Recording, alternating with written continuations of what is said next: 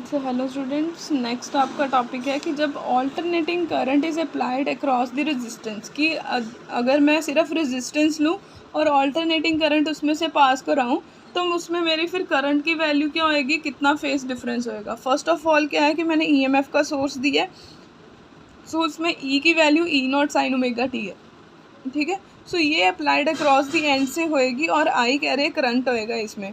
अब आपको पता है, आप लिखते हो V is equals to I R. So V is equals to I R के अकॉर्डिंग EMF आपका क्या होता है, EMF आपका वोल्ट्स में होता है, ठीक है। So E is equals to I R हो गया और E की वैल्यू आपको पता है E naught sine omega T. So यहाँ से इन दोनों को कंपेयर कर लूँगी, आई आर और इसको, तो यहाँ से आई की वैल्यू निकाल लूँगी E naught upon R sine omega T. अब क्या कह रहे हैं कि ई नॉट अपॉन आर क्या है, आपकी जो पीक वैल्यू है, ठीक है। सो ये क्या है, पीक वैल्यू है। सो ये पीक वैल्यू आई नॉट लिख ली। सो इससे क्या है, करंट की वैल्यू निकली जो I naught sine omega T I, और यहाँ पे आपकी EMF की भी E naught sine omega T थी। तो ये दोनों सेम फेज में है, दोनों का फेज क्या है, ओमेगा टी, ये दोनों सेम फेज में आ रहे हैं। सो अगर ये दोनों सेम फेज में आ रहे हैं, मतलब जहाँ से वो शुरू हो रहा है ई की वैल्यू वाला आपकी वेव शुरू हो रही है, वहाँ से ही आई की वेव शुरू होएगी। सो ये दोनों इन फेज होंगे, ठीक है। नेक्स्ट है कि अगर इंडक्टर लगा के आपने उसमें से EMF पास करवाई है। अब कह रहे हैं कि इसमें source of alternating EMF connect करा है प्योर इंडक्टर के थ्रू। सो इसमें EMF अप्लाइड आपको पता है सेम ई नॉट साइन ओमेगा टी। अब आपको पता है DI अपॉन DT क्या होता है, rate of change of current, ठीक है। अब इंड्यूस EMF होएगी इसमें, ठीक है, क्योंकि आपने इंडक्टर लगाया, उसमें सेल्फ इंडक्टेंस के अकॉर्डिंग क्या होती है, EMF is equals to minus L D I upon D T, ठीक है। सो उसमें क्या है, minus L D I upon D T है। अब नेगेटिव साइन किसके लिए होता है कि वो जो करंट का जहाँ भी करंट प्रोड्यूस हो रहा है उसके ऑपोजिट EMF लगता है।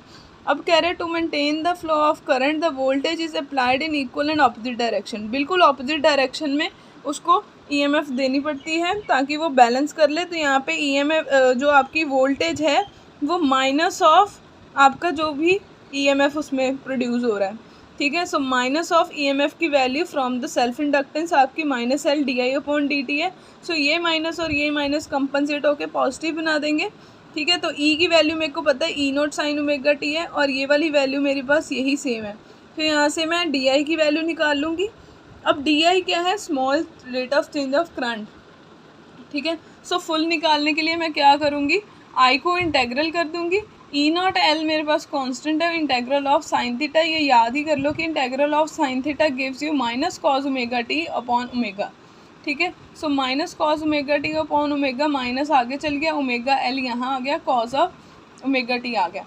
अब कॉस ओमेगा टी को मैं क्या लिख सकती हूँ, पाई बाय टू माइनस थीटा, ठीक है। तो यहाँ पे थीटा आपका ओमेगा टी है, तो pi by two minus omega T आ गया। अब नेगेटिव साइन था, इसको मैं क्या है एडजस्ट कर लूँगी, यहाँ पे ये टर्म आगे ले आऊँगी, ये टर्म पीछे, तो माइनस साइन मेरा एडजस्ट हो जाएगा।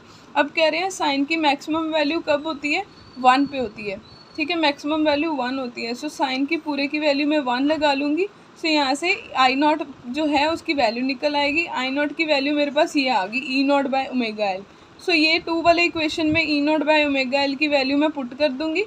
सो वहाँ से मेरी इक्वेशन 2 क्या बन जाएगी, आई इज इक्वल्स टू ये पूरी वैल्यू आई नॉट और साइन वाली, ठीक है। अब देखो E की वैल्यू क्या थी, E naught sine omega T, I की वैल्यू क्या है, omega T minus pi by two. So ये क्या है, pi by two angle lag behind करेगा, ठीक है, पीछे जाएगा। सो इसमें क्या है कि अगर यहाँ से देखो क्रेस्ट शुरू हुआ तो ये पाई बाय टू से स्टार्ट होएगा। यहाँ पर पाई बाय टू वैल्यू होती है, यहाँ पर पाई वैल्यू होती है, ठीक है। So 0 to pi by two to two. So ये पाई बाय टू से आपका यहाँ से स्टार्ट करेगा, सो ये लैग बिहाइंड करेगा, ठीक है। आगे मैंने अगर इनका ई नॉट की वैल्यू आई नॉट की वैल्यू लिखूँगी, I naught is equals to E naught by omega L. So E naught divided by I naught कर दूँगी, ये ओमेगा एल उधर मल्टीप्लाई हो जाएगा, ठीक है। सो यहाँ से आपको क्या एक्सप्रेशन मिलेगा कि ये एक्सप्रेशन आपका with the Ohm's law vary करता है। क्यों करता है, क्योंकि V is equals to I R होता है, V अपॉन आई मेरा R होता है, R मेरा कोई कांस्टेंट होता है। उसके अकॉर्डिंग हमारे एक्सप्रेशन जो यहाँ पे चल रहा है वो E अपॉन आई है, इज इक्वल्स टू कुछ कांस्टेंट R है, ठीक है। सो ये क्या है आपका in the accordance with the Ohm's law आपका चलेगा। और इसमें क्या है इंडक्टिव रिएक्टेंस आती है जो आपकी इंडक्टर की रेजिस्टेंस निकलती है। सो वो रेजिस्टेंस क्या है यहाँ पे आपके पास देखो ओमेगा एल। सो आप लिखोगे कि एक्स एल क्या है ओमेगा एल है, ये इंडक्टिव रेजिस्टेंस है, ठीक है। और ओमेगा की वैल्यू आप यहाँ लिख दोगे 2 पाई न्यू, ठीक है। सो आगे हैं इसके यूनिट्स निकालने के लिए। एक्स एल के यूनिट आपने निकालने हैं इंडक्टिव रिएक्टेंस के, वो है ओमेगा एल, वो क्या आ जाएगा 2 पाई न्यू एल। अब एल क्या है हेनरी में होता है। एल की वैल्यू मेरे को देखो आप बोलते हो xi is equals to L D I upon D T. मैंने एल की वैल्यू निकालनी है xi upon D I by D T. Xi जो है वोल्ट में होता है, D I upon D T क्या हो गया एम्पेयर सेकेंड। सो वही लिखे है 1 volt upon 1 ampere per second. Second से सेकेंड कैंसिल हो जाएंगे, 1 वोल्ट अपॉन एम्पेयर बच जाएगा, वो ओम होता है, ठीक है। सो ये आपका इन accordance with the Ohm's law आएगा इंडक्टिव, जो जब आपने इंडक्टर लगाया। अब कह रहे हैं कि मैंने सिर्फ कैपेसिटर लगाया, उसके अक्रॉस मैंने ईएमएफ अप्लाई कर दी, ठीक है। सो ईएमएफ आप पहले सेम लिखोगे कि alternating EMF applied across the capacitor of capacity C, उसकी सी कैपेसिटी है, चार्ज उसमें कैपेसिटर में क्या है चार्ज स्टोर होता है, ठीक है। तो क्या कह रहे हैं कि क्यू चार्ज उसमें एट इंस्टेंट क्यू चार्ज है और पोटेंशियल डिफरेंस जो अक्रॉस द आपका कैपेसिटर है वो V is equals to Q by C है। सो ये मैंने आपको फर्स्ट यूनिट में करवाया था कि potential difference across the capacitor is equals to V is equals to Q C, या Q is equals to V C आप बोलते हो, ठीक है। For any instant potential difference will be equal to the applied EMF. कहते हैं कि potential difference जो है अप्लाइड ईएमएफ के इक्वल हो जाता है। सो यहाँ पे Q बाई सी की वैल्यू आपकी E के इक्वल हो जाएगी, E की वैल्यू आपको पता है, तो यहाँ से Q की वैल्यू निकल जाएगी C ई नॉट साइन ओमेगा टी, ठीक है। अब कह रहे हैं कि आपने विद रिस्पेक्ट टू टाइम क्या है इसको डिफ्रेंशिएट करना है।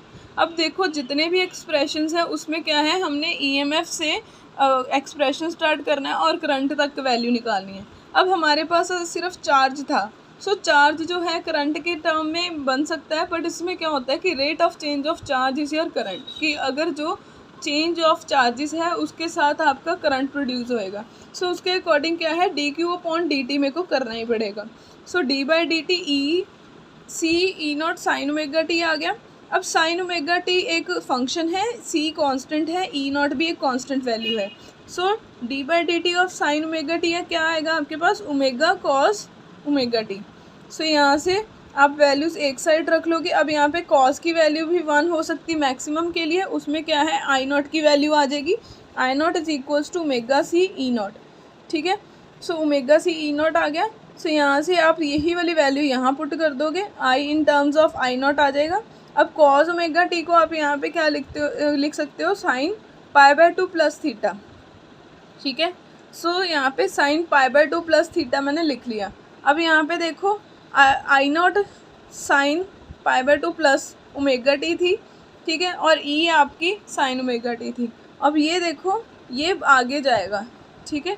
सो ये पाई बाय 2 एंगल थोड़ा आगे जाएगा। सो इसमें देखो ये पाई बाय 2 एंगल अहेड चलेगा, यही उन्होंने लिखा है, वही find that current is ahead the EMF, EMF से आगे चलेगा, मतलब ये अगर यहाँ से स्टार्ट है सो इसकी वैल्यू देखो आपकी पाई बाय 2 आगे चलेगी, ठीक है। सो अब कह रहे हैं कैपेसिटिव रिएक्टेंस निकालनी है, इसमें भी सेम है कि ये in accordance with the Ohm's law आपका लगता है E upon I is equals to R था, वो अब यहाँ पे कैपेसिटिव रिएक्टेंस होएगी, वहाँ पे इंडक्टिव रिएक्टेंस थी, यहाँ पे कैपेसिटिव रिएक्टेंस। तो उसमें देखो सेम है कि ये 1 बाई ओमेगा सी आपका एक्स सी आ जाएगा। सो एक्स सी लिख के आपने 1 बाई ओमेगा सी कर देना कि ये कैपेसिटिव रिएक्टेंस है, ठीक है। सो यहाँ से ओमेगा की वैल्यू डाल दोगे 2 पाई न्यू सी। अब देखो कह रहे कि अगर फ्रीक्वेंसी 0 हो जाती है तो यहाँ पे देखो 0 इंटू समथिंग, ये सारी टर्म 0 हो जाएगी, ठीक है। सो एक्स इज इक्वल्स टू 1/0 और 1/0 से क्या हो जाएगा इन्फिनिटी। तो इसमें क्या है कि thus the capacitor offer infinite capacitive reactance, infinite capacitive reactance देगा, कब देगा, when nu is equals to 0। तो न्यू 0 किस केस में होता है, डीसी के केस में, क्योंकि डीसी में क्या है आपकी थ्रू आउट सेम चलता है, उसमें करंट वेरी नहीं करता, तो उसमें फ्रीक्वेंसी 0 होती है, ठीक है। तो इसलिए क्या कह रहे हैं कि उसमें डीसी के केसेस में वो जो कैपेसिटर है वो इनफाइनाइट रिएक्टेंस देता है।